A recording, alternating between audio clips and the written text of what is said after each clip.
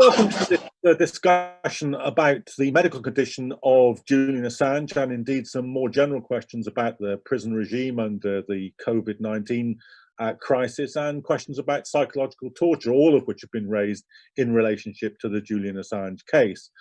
Now, Julian Assange was meant to be in court this last Monday for a procedural hearing, but for the third time in a row, he was, on medical advice, unable to make his way through Belmarsh prison and to the video room, which would have provided a link to the court.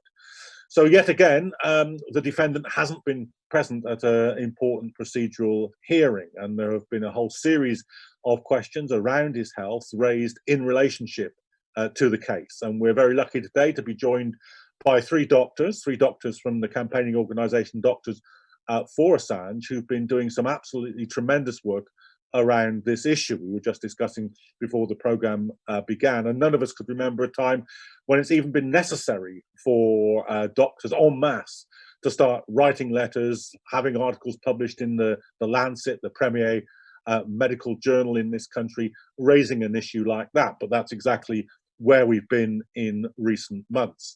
So to discuss that, I'm very happy to be joined by my first speaker, who's Dr. Lissa Johnson. She's on the line from Australia. Very welcome here, Lissa.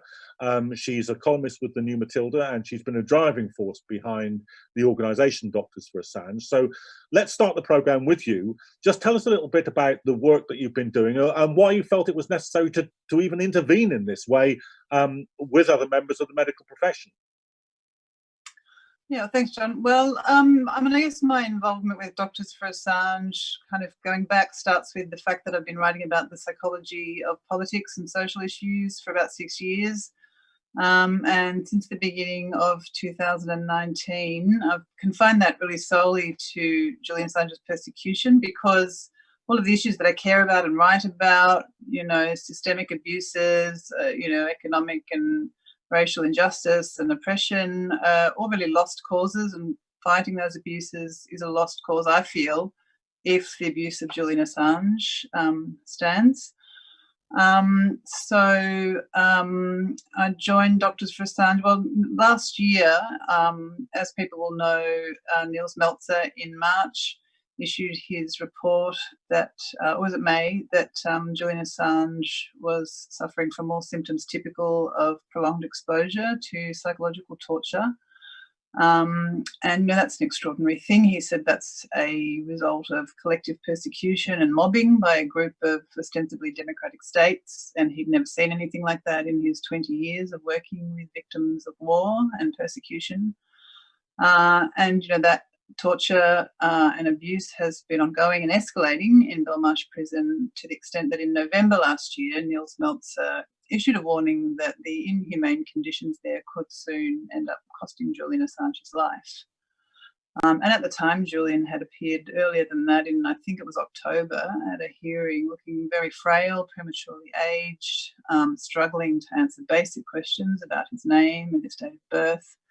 So the doctors were moved to write a letter to the UK government at that time, and I got involved then, and since then we've written 2 letters to the UK government and a series of letters, I think 3, to the Australian government, and published a letter in the Lancet medical journal calling for an end to the torture and medical neglect of Julian Assange.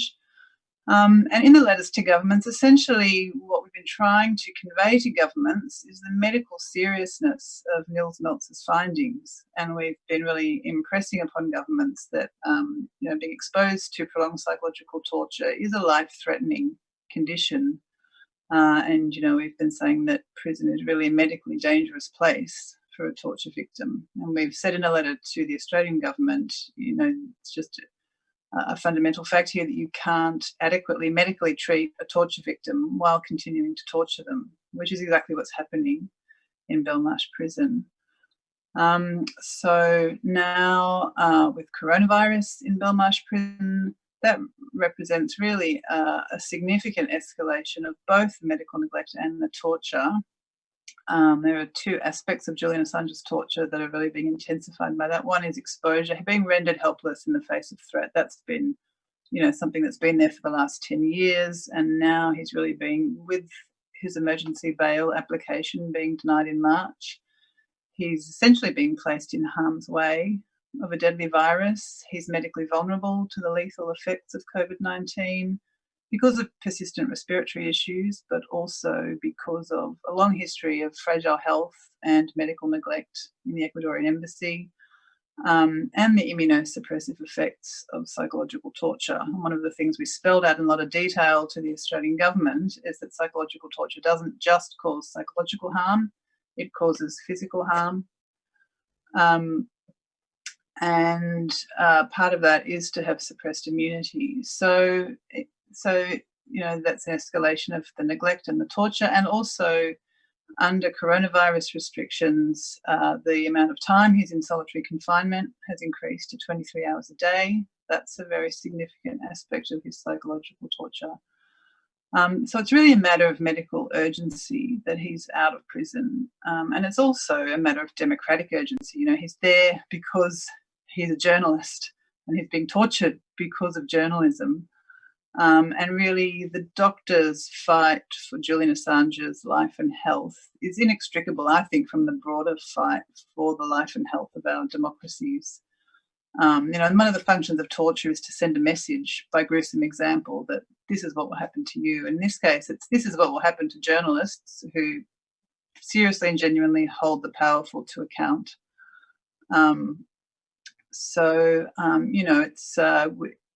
It's imperative that Julian Assange is out on medical grounds and on democratic grounds. Otherwise, our democracy is going to be on life support with journalism if we don't end the torture and medical neglect of Julian Assange. Okay, Lissa, thanks very much for those opening remarks. Now, I want to move on to my second guest, who's Derek Summerfield. Derek's an honorary senior lecturer at London's Institute for Psychiatry. We're very glad to have you here, Derek. Lisa raised a whole raft of complex issues to do with the medical conditions and medical treatment of Julian Assange. Just give us your initial sort of overview of this case. Well, I suppose I'm speaking as a doctor, but really as a sentient citizen as much as anything else. I had a decade as the chief psychiatrist of the Medical Foundation for Victims of Torture. So clearly the issue of people under pressure, people whose identity may have been damaged or destroyed, or they're struggling to retain it, is fairly familiar to me. And certainly some of the hallmarks of this case bear this out. Just to say, this case demonstrates in many ways the role that the British government and indeed possibly the Australian government are playing in respect to the US. It seems for the last 7 years, the end game for the British government has been to hand this man over to the US, and that is that. And yet this is a matter we're talking about, something that touches our deepest aspirations with regard to the kind of society we run. Julian Assange seems to me is a cutting-edge citizen. This is what citizenship should amount to. These are war crimes. We've seen them on some of the pictures that were released. These are war crimes. We all need to know about this. This could not be a more fundamental question for the freedom of journalism and indeed the freedom of civilians and for voters to be in touch and to support what their governments are doing ostensibly in their name. Trump is applying the Espionage Act for the first time to persecute journalism per se. The extraterritorial application of US espionage laws to journalistic activities in Britain seems to be an extraordinary thing. And one thing that should emerge in this hour is the extent to which they have sought to, it seems, to isolate and destabilize the whole case for Julian Assange and Assange himself, down to spying on his lawyers, it seems, emerged from a Freedom of Information request.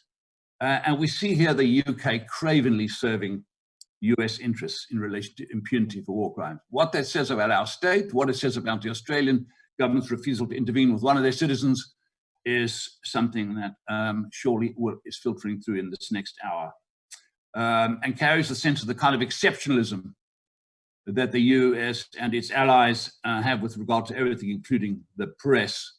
I might just say that the role played by the UN Admiral Meltzer since last year has been extraordinary. I've been involved in various anti-torture campaigns and have had contacts with 2 or 3 of his predecessors. They are very hard to get to turn your way. You know, they have their own thing. The way that this has captured Niels Melson and the words he's used, both the sense of language like psychological torture, but also the feeling that he's never seen an individual case so picked on at every level as this one is something that just does not happen every day at the level of UN rapporteurs. It's quite extraordinary. So those are reflections as much as a citizen, as a doctor. I think we probably will come on a little more to some of the issues that come out of Lissa's remarks about the role of torture and how it renders a person. We do understand, we've seen evidence that Julian Assange's demeanor and general composure has been quite erratic at times, and at times raising questions about his capacity to properly inform his lawyers, whatever. None of this seems to be accidental from the very beginning. The solitary, the whole business, and the whole thing is an utter disgrace about which all of us must speak up. Derek, thanks very much for that. Now, before I move on to our final guest, I just want to remind those people looking in, if you're looking in on Zoom, there's a question and answer function on the bottom toolbar. If you're looking at a computer, if you're looking from iPhone or iPad, you can find it in other places. Do remember, you can ask questions directly to the panel. Just pop those questions into the Q&A, and I'll try and see if I can get them through to you. If you're watching on other social media, our media team are looking out for questions being asked there, and they'll feed them through to me if they can. So you'll be able to directly get answers to things that are of importance to you from our team. But now, final guest, Dr. Bob Gill. We're very pleased to have you here. Now, if any of you are involved in the politics of defending the NHS in the UK, you're very likely to know Bob Gill. He's done some tremendous campaigning work in that area. He's the producer of the great NHS Heist, and it's terrific to have you on this programme, Bob. So just give us some opening remarks about why you think this case is important. Thank you, John, and thank you for allowing me to be part of your very important work. DEA is doing a great job in highlighting the plight of one of the most important people the world has at the present time. Just to give an overview, we should all be in no doubt the importance of journalism and a free press in a democracy. Without that, democracy becomes a sham. And a lot of the journalism we are exposed to from mainstream media resembles more propaganda than journalism. And what Julian Assange and WikiLeaks achieved was the ability to expose the crimes of states, be that regime change wars like in Iraq, or crimes of states against their own populations, such as mass surveillance.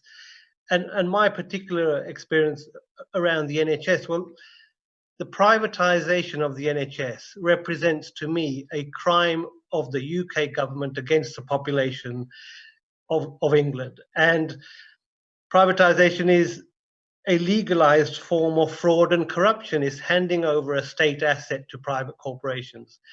And much of the work WikiLeaks and Julian Assange have done have been to shine a light on how the military-industrial complex and financial interests and oligarchic individuals are pulling more and more finance and control into their own grasp. So they've decided to make an example of Julian and locking him up for having convicted no crime, but his only offense has been to reflect the crimes of our leaders. And that's what he's been guilty of. But the other thing we share in common with the United States, not only our government colluding with them against what is effectively a political prisoner languishing in Belmarsh prison, but they also share their catastrophic handling of the pandemic. They have failed in their fundamental duty to protect the public. And it doesn't surprise me, they're ideologically aligned, they're right-wing, and they're stacking the interests of corporations above those of the people. The other importance of Julian Assange is how he gave a voice to whistleblowers, how he provided a safe platform for people who wanted to protect themselves against retribution and being allowed a voice to expose fraud, corruption, and criminality amongst our leaders. And coming back to the NHS, I've seen myself and supported various people and also come under pressure myself when revealing the effects of the privatization, the toll it's taken on endangering our patients, and also the psychological trauma experienced by people who are bullied and intimidated into silence. Now, what's happened to Julian Assange is on a far more dramatic scale. He's been practically deprived of his liberty, his freedom, for the best part of a decade. And he's been denied access to his lawyers. So you have a very intelligent man who's effectively, his voice has been silenced, and he's not been able to enjoy life as most of us would, even in lockdown, not experienced a minute proportion of the torture that he has been subjected to.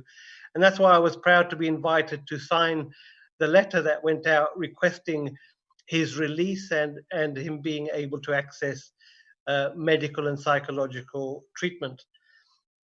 But finally, as a GP, it's great to have the other guests here, Lissa and Derek, to talk about the mental health aspects, but we mustn't separate out how mental health impacts on physical health, how the chronic release of stress hormones, cortisol, adrenaline, take their toll on the body, lead to premature heart disease, push up your blood pressure, push you into diabetes, and as Lissa mentioned, severely dampen your immune response. So Julian is languishing in an environment which, if COVID takes hold, he is not only more susceptible because of the close proximity with other people, but his immune system and his underlying lung conditions put him at very high risk of succumbing to this deadly virus. Bob, thanks very much. So that's a terrific introduction from all our speakers to the sort of range of issues that we'll be discussing today. I should remind you that if you want to see the range of support that Julian Assange has, you can go to the DEA website, look under statements, and you'll see an enormous range of organisations that are supporting him. And that's a direct response to a question we've already been asked from Caroline Brain, who says, what support are we getting from organisations like Amnesty? Well, Amnesty has indeed issued statements in support of Julian Assange, but it's by a long way not the only organisation, and there's a very impressive series of organisations. My own union, the NUJ, recently issued a very strong resolution in support of Julian Assange, but there are any number of human rights, political organisations, trade union organisations that have made the same kind of statements, and they're all collected on the DEA website. So you can have a look. You can have a look at those. We'll be returning to those campaigning issues towards the end of the hour, but before we do that, I want to spend a little bit of time sort of unravelling two of the main issues which our guests have discussed. And the first of those is the question of the impact of COVID on the prison system. Now, this is the direct reason why Julian has been unable to attend the last three procedural hearings. He can't go to court in Westminster, so the facility available to him is a video link inside the prison, and on medical advice, passing through the prison and sitting in a video room, which every prisoner who's appearing in court uses, has been regarded as a risk to his health. So I'd like to come to you each in turn again to say a few words about how you think the COVID virus has impacted on the prison system, the justice system, and in particular, of course, on Julian's case. So if I come to you first, Lissa, about that. Yeah, well, I mean, as we've been saying, there's a variety of reasons that Julian Assange is medically vulnerable to COVID-19, and he meets all of the internationally agreed criteria for prisoner release under COVID-19. You know, you're saying, John, that there's a huge range of organisations supporting Julian Assange, and I mean, I would say that really there's more or less an international consensus, human rights, press freedom, and international law consensus that not only should he be out of prison, but the extradition request should be dropped. And there's also a consensus that people who are detained for without sufficient basis in international law should be released, people who are vulnerable, people who are non-violent, people who are unsentenced, and all of those things apply to Julian. He's in there without any custodial sentence, without any UK charge, under what are just, it's a kind of an experiment in redefining journalism as espionage under the 1917 Espionage Act. So, you know, and the UN Working Group on Arbitrary Detention said shortly after he went into Belmarsh that he's being arbitrarily detained. So it's just egregious to hold him there in conditions that put his life at risk when there's, you know, to be arbitrarily detained, my understanding of that is that it means you're being detained without sufficient basis in due process and law, and now his life is being put, you know, even more acutely at risk than it was just by keeping him there and continuing the psychological torture and the isolation and the medical neglect. It was already dangerous. You know, doctors were already writing to governments before COVID-19 saying, we're concerned that he could die. Nils Melzer is right to issue that warning. He must get out of there as a life-saving measure. And Nils Melzer said, I think it was last year, that, you know, perhaps he could hold out another year, maybe two, or maybe he'll be finished tomorrow. And that's the kind of stress that impacts on immunity. That's the way it works. You can't say with any certainty when someone might succumb to a lethal infection because they're immunocompromised, or cancer because they're immunocompromised, or a heart condition. It's really sort of Russian roulette. So to keeping him there with coronavirus in the mix, when social distancing is impossible in prison, when prisons have been called an epidemiological pump and a breeding ground with explosive transmission, it's just a terrible thing to do. And, you know, he's in there for journalism. An independent Australian MP, Andrew Wilkie, has rightly said recently, you know, the fact that he's in prison in the first place is complete nonsense. And, you know, that's just putting it plainly. So for all those reasons, you know, it's just unconscionable that he's been kept in there during this pandemic. And Bob, of course, Julian's lawyers did apply in the court for bail on precisely these grounds, that he was at risk in the COVID crisis in Belmarsh. The judge simply slapped that application for bail down. And I guess you could say that that's in line with government policy, because the government talked about releasing some 4,000 at-risk prisoners, and Julian is at risk and also held in jail having committed no crime. So you would have thought prima facie that he would have been one of those most likely to be released. But then the government, in the end, didn't even keep its own promise. It released tiny numbers of prisoners during this crisis. Yeah, I think it just highlights how perverse so many of the decisions have been in respect to Julian Assange. Convicted of no crime, having numerous high-risk factors that put him in the vulnerable character, keeping him in an environment which also puts him at high risk. You know, one thing after the other goes to demonstrate how the judgments that are being arrived at do not match any sort of rational or logical decision making, and, you know, emphasizes the political nature of his detention. There's no way around that. It makes no sense on any level how he's being treated. Derek, there's a question here. I certainly don't know the answer to it, and I'm hoping that perhaps you will, from Sarah Saunders, who says, is there a senior appointed UK medical officer ultimately responsible for Julian's well-being? Well, I guess that is a good question. And I mean, I suppose part of the answer would be, well, if there isn't, there should be. But is there? No, I don't think so. While he's in prison, of course, the prison medical service will have a duty of care to him, as with all prisoners, and that's about it. It is striking that medical bodies like the British Medical Association have, to my knowledge, not weighed in to make any remarks at all. I would say, quite frankly, that's because, in a sense, they are part of the state themselves. Yeah. What Lissa said about his handling in relation to COVID, I think, couldn't be bettered. All you could say is that the attitude of the British government to the COVID question and this prisoner are consistent with the way they have handled the whole case from the beginning. They mean to get rid of this guy. Presumably, they mean to strike a blow against the kind of journalism that the WikiLeaks exemplified. If this is criminal journalism, then I don't know what I don't know what space is left in our society for cutting-edge journalism about the things that they hide from us. It reflects incredibly badly on not only the US, we expect that, but on the UK and on Australia. And it shows you really, to me, where they are actually at. Whether I'm noticing some of the chat, one of the chat points, whether things would have been different if a Labour government had been elected. Well, under Corbyn, I don't doubt it. So that was a missed opportunity.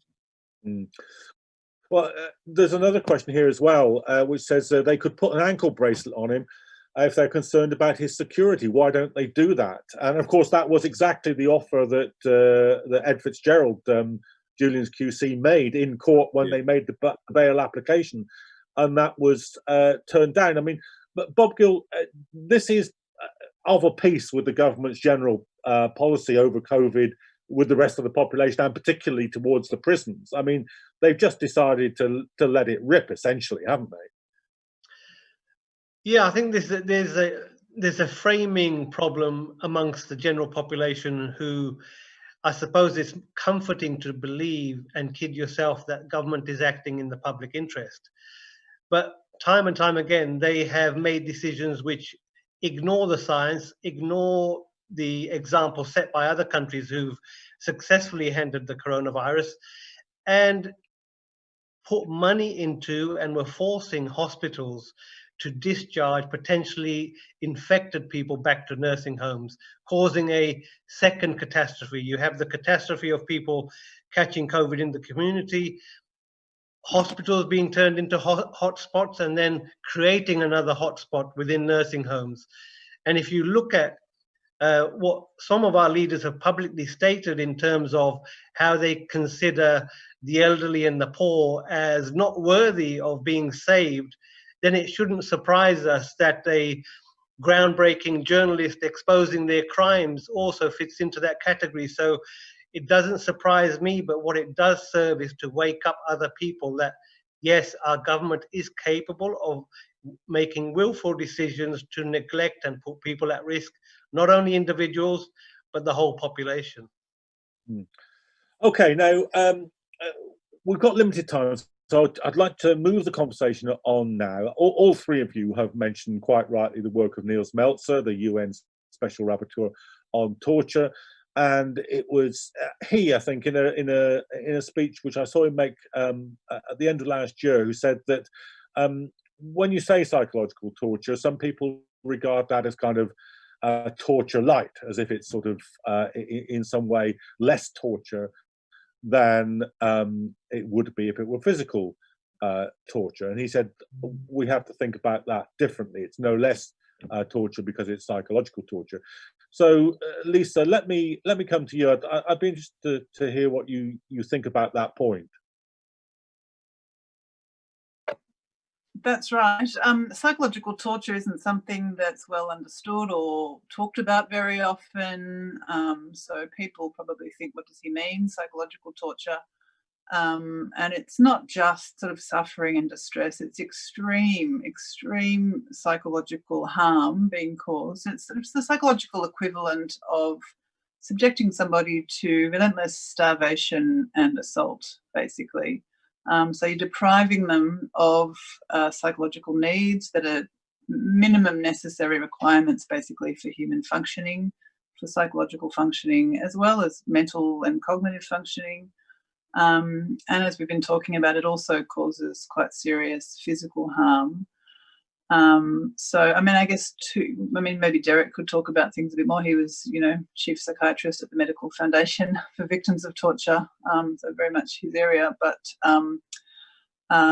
two of the main torture tactics that are very common are exposing people to threat and danger and rendering them helpless in the face of incessant, extreme danger, mortal danger. And, that's been there for Julian Assange all along in terms of US extradition. He knows that in the US, Niels Meltzer has said he'll be tortured until the day he dies. You know, the UN Working Group on Arbitrary Detention has warned about that. So he knows, he's read the memos from Stratfor about he'll make a nice bride in prison and he'll be eating cat food forever and have his head dunked in a full toilet bowl at Gitmo and that kind of thing. So that's hanging over him. And now he's in Belmarsh prison being rendered absolutely helpless, unable to meet with his lawyers, no access to computers, unable to read documents in the case against him. So I've said in things that I've written, that's the equivalent of holding someone bound and gagged in the basement while their assailant stands outside sharpening their knives, you know. So it's not just a little bit of suffering, it's extreme. And then that puts the body through extreme stress, being in a constant state of physiological arousal from extreme stress is very, very damaging, very damaging. And solitary confinement also because of stress, but also because humans need social interaction. When that's deprived, or people are deprived of that, you know, that's extremely damaging as well. And that causes, even after just 2 weeks, can cause brain changes that can be permanent, memory and concentration changes that can be permanent. And also it's just very deeply damaging psychologically to people. You know, people react differently, but some people very quickly can go into self-harming and losing touch with reality. And, you know, I mean, Julian Assange is obviously very psychologically resilient. That hasn't happened to him, but it's an extremely cruel thing. And it's been months that Julian Assange has been in essentially solitary confinement, and more than 2 weeks is considered torture under the UN torture mandate. So it's very serious, very serious. Derek, as Lissa was saying, this is your field. Just elaborate for us a bit about how this works as torture, as a torture technique. Well, it's no more my field than anyone's, but it is interesting. It seems from the beginning, I've been pondering, you know, whether the UK government has wanted to be cruel to this man in all these ways that we've been outlining. It was the cruelty aspect, the perverse gathering of pressures placed upon him when they needed to be, which struck Neil Meltzer, I think, right from the beginning, in every sort of aspect. I mean, even things like, you know, spying on him, spying on his lawyers. This man's been, in a sense, socially deprived for 7 years, more or less. I don't know what condition I'd be in. During that period, and particularly now, of course, this amounts to, you know, assaults on identity and dignity, doesn't it? Yeah. Instilling helplessness and hopelessness. If he doesn't feel helpless and hopeless, you know, he's certainly been provoked enough into doing it. You know, public shaming, vilification, all that ridiculous sideshow to do with the rape in Sweden. Yeah. Some sort of sensory deprivation. It's hard to know whether they intended all of this, whether they thought it would make it harder for lawyers to construct a case for him, his capacity to instruct them. I wouldn't necessarily put it past them. But there certainly is this picture that Niels Meltzer put up last year, which has continued in all sorts of little ways. The lawyers finding it hard to get through to him, or having the time they need with him cut down. All these things mark out, you know, a general indifference, but also possibly a specific motivation to render him down, it seems. Bob, I mean, of course, one of the horrible ironies about Julian's current situation now, because of the COVID crisis and the way in which the government and the prison system has decided to deal with it, is that he's been returned essentially to conditions of solitary confinement for 23.5 hours a day. Of course, he was in solitary confinement originally in Belmarsh, and then he was released from it because there was public pressure, and let's underline how important that was, pressure from his expert legal team, but also critically a revolt amongst prisoners in Belmarsh, who 3 occasions said to the governor and the prison authorities, this is not acceptable treatment. So there have been 2 periods, if you like, prolonged periods of solitary confinement. I mean, that in itself is a fantastic mental pressure, isn't it? I find it hard for any rational person not to consider replacing his ability to associate with other prisoners and choosing the option of solitary confinement as opposed to release. Not a perverse act in itself. At every opportunity, the decisions made have rammed home and amplified the ongoing injustice against Julian. You know, it's difficult for people to imagine for themselves what's going on, but let me put it in simple terms. Being denied freedom of movement, being denied the ability to speak to your friends, being denied the ability to see your children grow up, being denied the prospect of having a relationship with another, intimate relationship with another human being for year after year after year. And, you know, I'm staggered that Julian is still with us, given the intensity of the physical and psychological toll this would take on any of us. So it's remarkable that he has lasted. You know, his resilience under the circumstances has been monumental, and it's easy for us to forget, you know, how we go on about our normal lives. You have this individual who has served the public interest to such a large degree, exposing the crimes of states, paying such a heavy price, and every day this goes on is adding more insult to injury. There's a comment here from somebody who's looking in, and there are 400 or 500 people watching this. So do keep sharing this on your social media. If you just push the share button, we'll make sure that this discussion gets through to a larger audience. But one of the points being made here is, how can the UK call itself a law-abiding nation if it keeps Assange in this situation and basically sparks the need for an organisation called Doctors for Assange to come into existence? This seems to be unprecedented. And Derek, can you remember another occasion where so many medical practitioners have felt the necessity to get together to campaign in this way for somebody being held under these conditions? Certainly in this country, I can't recommend it. Not particularly, but I have no illusions about the probity of the deep state in this country. After all, many of the offences which the WikiLeaks leaks exposed, including the killing of women and children from helicopter gunships, and clearly identified first helpers, paramedics and like, arose in the Iraq War, in which Britain went in with America. The idea that this country is basically a fair and stable one. I speak, in fact, as a Zimbabwean rather than as a Briton. I must say that I've been here many years. The idea is a sort of fantasy that people who don't go into it too much continue to carry, British fair values. I think the UK has long since deserved the Nobel Prize for hypocrisy. So no, I'm not surprised. I'm not surprised. This is a nasty little state, Britain, nasty in its international impact and its unconditional support of the US and others, and indeed the war crimes in the Middle East by others like Israel. Britain is available for those sorts of allies in their realpolitik. They make deals with rotten human rights regimes abroad. They sell arms to anyone. The man who was the ambassador, was it in Uzbekistan? What was his name? Who sought to blow the whistle there, found his career removed. So am I surprised? I suppose, I'm not surprised in the way that Noam Chomsky, he was on this program, would say he's not surprised. But I mean, if journalists cannot freely report war crimes, then we're all lost.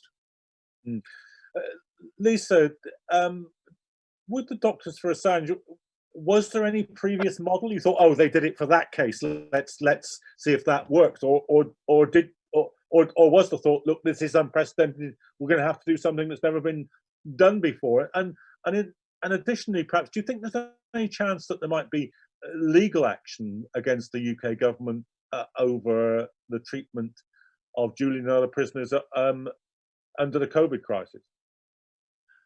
Well, I mean, in terms of the first part of that, there wasn't the thought that it had happened before, and I can't think of anything like this happening before. It was just sheer alarm that this was happening, alarm that Nils Meltzer had made the statements that he had, and Julian was still in prison, alarm that he looked so ill in court. So it was just sheer concern, and the sense that, you know, we're talking about, was it deliberate? The sense that the governments really need to understand, the governments involved really need to understand that this is serious. This is medically serious. This is not just someone's opinion. This is dangerous. He must get out. That, you know, that's genuine, the fear for his life. So we've explained it in quite a lot of detail, especially to the Australian government. We broke down what's all the stuff we've been talking about, what psychological torture is, what it does, why it's you know, medically dangerous. So if they didn't know before, they know now. And Nils Meltzer's informed people in an awful lot of detail, written letters to the states involved, and, you know, they haven't responded. So certainly all of the governments involved now have, you know, been well and truly brought up to speed on what they're doing and what's involved, and they're continuing to do it. And I mean, on the issue of the UK being a democracy, you know, if there's one thing we know about governments and societies that torture their journalists, it's that they don't treat their citizens well. I mean, and for that reason alone, people should be very concerned about this. And we're seeing that play out in the United States in very dramatic ways right now. After all, it's the US. After Julian Assange, just today, a man in a wheelchair was shot in the face with a rubber bullet. I mean, that, you know, the two things go together, torturing journalists and treating citizens that way, and not tolerating any kind of dissent, and even just exercising democratic rights. In terms of a legal, you know, a legal case to answer, I mean, I don't know, but I think, I mean, in some of the letters we've said, look, you know, I mean, this is deliberate, this is knowing, this abuse is happening with all of the parties having been informed that this is what they're doing, and they're placing this man's life at risk for journalism. I mean, we can't forget that. It's for practicing journalism in so-called democracies. So if there isn't a legal case to answer, there certainly should be. Okay. Bob, I want to start just widening out the discussion a little bit here. There's a question that's come in that says, the private company Care UK is one of the main providers of healthcare in UK prisons, but there's absolutely no information about who's accountable, other than that all searches lead to the Chief Medical Officer, Chris Whitty. And apart from that specific question, I just want to use that as a way of jumping into the issue of the importance of whistleblowers within the medical profession. I mean, we've seen all the way through the COVID crisis, tremendous amount of debate about what the government is revealing, isn't revealing, the amount of statistics that is massaged, even a complaint from the National Statistical Authority saying to the government, you're really misleading people here. So, I mean, with Big Pharma, with privatization, with the COVID crisis, how important is it that there are whistleblowers doing the kind of work that Julian Assange and WikiLeaks did to the health of the health profession? There's never been a more important time for health professionals to be able to raise their concerns without fear of losing their livelihoods. The problem is the way the NHS is set up, through having contracts where the consultants are obliged not to bring their trust into disrepute. So you have a mechanism for shutting down dissent there. You have a system of annual revalidation and appraisal, at which point, if you happen to rock the boat, they could terminate your career. And I supported a very high-profile whistleblower in the NHS, Dr. Chris Day, who actually did that at his annual appraisal, and on the same day found his career terminated and questions about his mental health being fabricated. And this was at the height of the junior doctors' dispute. Now, if ever doctors needed to fight back and use an example of a prominent whistleblower, that was it. But as mentioned before, you know, the British Medical Association ignored it and jumped on the bandwagon to actually act against the whistleblower. So what WikiLeaks and Julian Assange provided was a safer way to raise concerns without facing career destruction. And it's very important. you know, I watched a program produced by Sky News, which showed how people working in care homes were able to speak up quite freely. And what was staggering is we haven't seen a whole army of doctors and nurses standing up and saying, we are unable to provide the care we need to. We feel unprotected due to lack of PPE. We are being forced to discharge infected patients back to nursing homes. The fact that that is missing just highlights how entrenched this problem is within the NHS. And, you know, because we have a controlled, a top-down system, it is just not possible to raise valid concerns which point to systemic problems which require extra funding, and to do that in a safe way is just not possible, despite all the PR that comes out of government that they respect whistleblowers and all the rest of it. That's all a charade. The reality on the ground is you cannot safely raise concerns and have your identity known. It just does not happen. And one other example that springs to mind is of a doctor who felt it necessary to write to the relatives of a patient who passed away to highlight the problems in his care.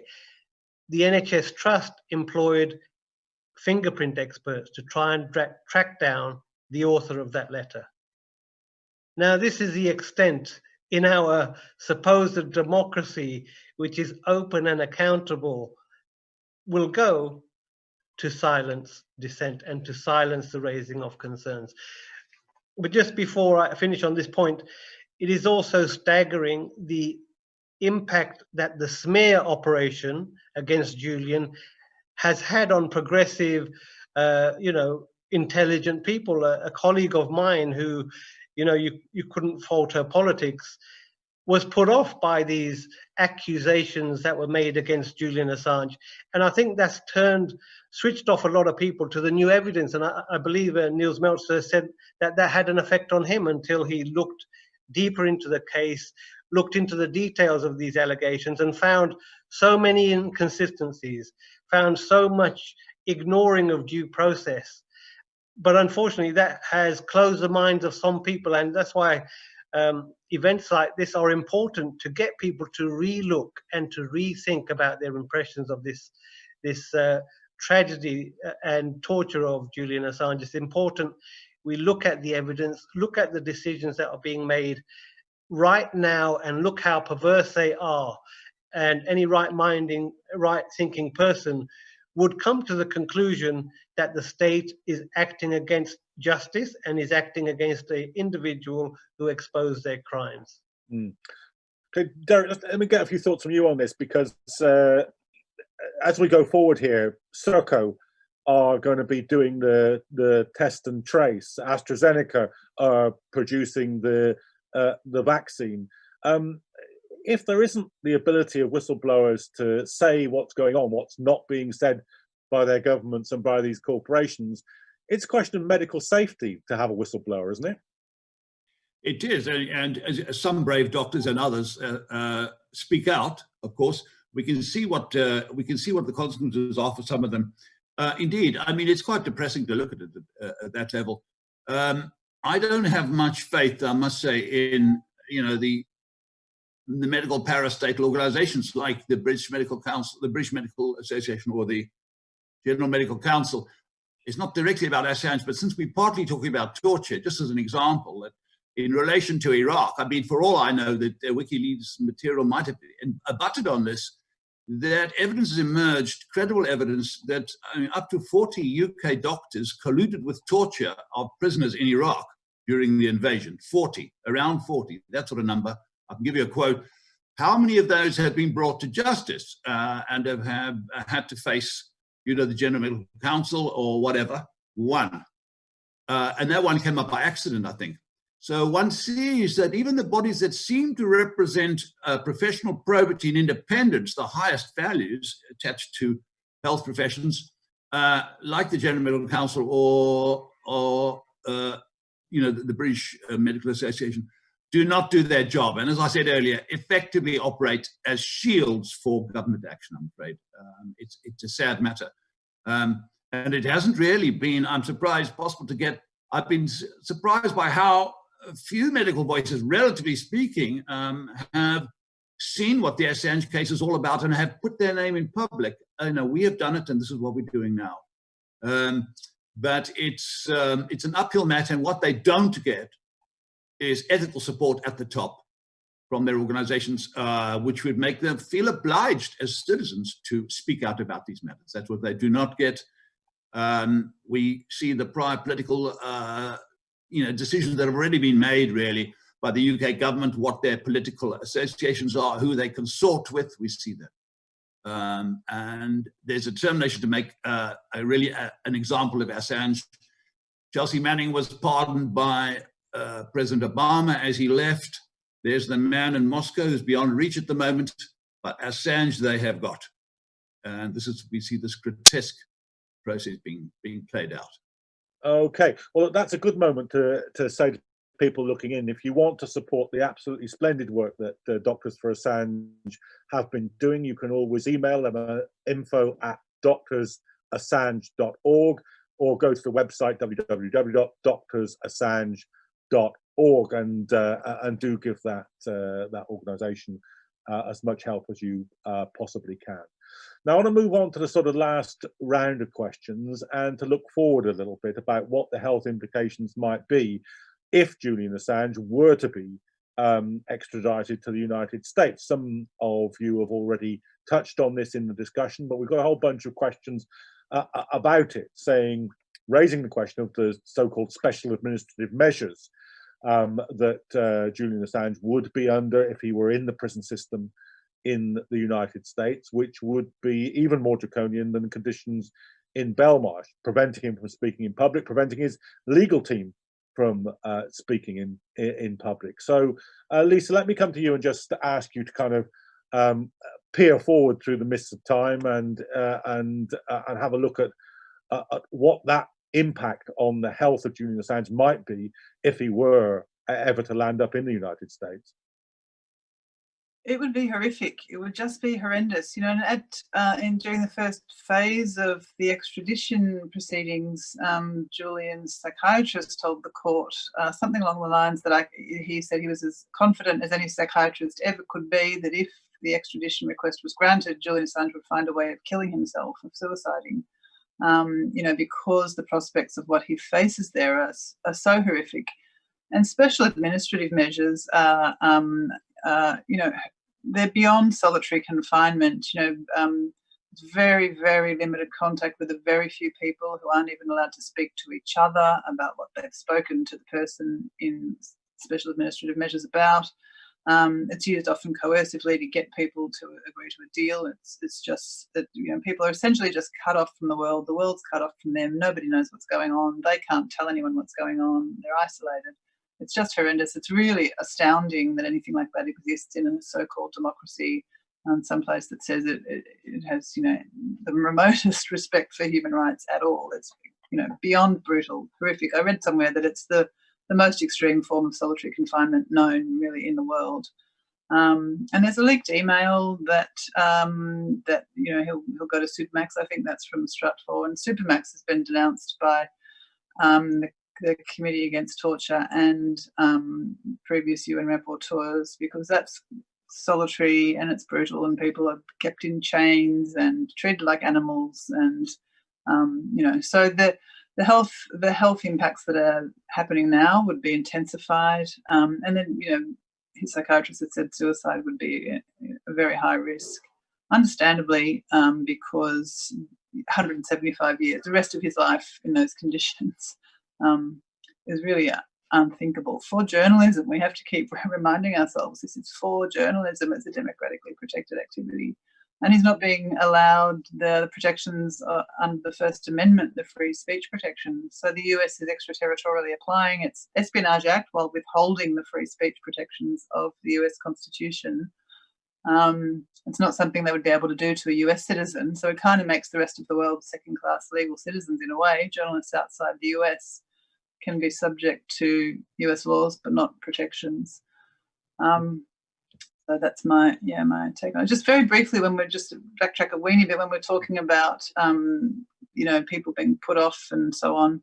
There was one of the reasons medical neglect has happened in the embassy was a climate of intimidation of doctors, and doctors being afraid to visit the embassy, afraid for their careers, afraid for their families and their reputations. So that climate of smearing and intimidation has had a direct impact on his health and his medical care as well. Bob, your thoughts on this? Yeah, so, we've talked about his current treatment. It's hard to imagine that that could be made even worse, but certainly extradition would be a ratcheting up of the stress, the psychological torture, the acceleration of underlying physical problems. And, it would be, understandable that under those circumstances, Julian brings forward the end to his torture by taking his own life. It would have a dramatic chilling effect on journalists, whether in mainstream media or alternative media. How can they feel safe under such an environment if the US can take a citizen from a different country under a different jurisdiction and imprison them in their own maximum security prison with so much restrictions placed on them without due process? Nobody in their right mind would take such a risk, and the effect on democracy and the rule of law would be immense. So we must continue to fight this injustice and highlight every step of the way. What are the reasons for doing this? The reasons for doing this is to allow states to continue their corrupt and criminal activities without accountability. Derek, final thoughts. We're just coming up on the hour. Well, as you say, the real message is meant to be to the wider journalistic community, and the very idea that there can be free investigation of things that are inconvenient to governments. I think if Julian Assange committed suicide, that would be a reasonably positive outcome for these people in many ways. A point would have been made. I don't think they fear that. I don't think the US government or the UK government fears that. They're going through some sort of process but the main point is to say something about journalism. So that's about all of us then, all of us. Thank you. Thank you. And that brings us up on the hour now. So my thanks to Derek Summerfield, to Lissa Johnson, and to Bob Gill from Doctors for Assange for all the work they've done and for their contributions to this discussion. Now, just let me make a couple of points to sum up. The first is that this is an ongoing campaign and we want you to be part of it. Support Doctors for Assange, support the DEA campaign, that's the Don't Extradite Assange campaign. There's going to be another of these broadcasts next Saturday at 6 p.m. BST. That's going to be a discussion with the journalist Stefania Marizzi and with Max Blumenthal. So do look on that. That'll be reviewing some of the issues to do with the spying on Julian Assange and his legal team that took place in the Ecuadorian embassy by the security firm that was supposed to be looking after him. So that is an incredible story, and I'm sure you'll be interested to hear more detail next Saturday about that. And then the following Saturday, the DEA will be returning with another of these broadcasts. So do support those, and do get over to the Don't Extradite Assange website and look at the resources there. If you think that the current condition of Julian Assange and any future prospects of a trial in the United States are as horrendous as the doctors we've talked to today have described them, then you should want to do something about it. So do share the material, do join the campaign, do give us some money. There's a new resolution campaign using the resolution that the National Union of Journalists passed last year as a template for any trade union, any community organisation to express support for Julian Assange. So don't just sit there, do something about it, get over to the DEA website and take some action. Thank you very much for watching. That's it for this programme.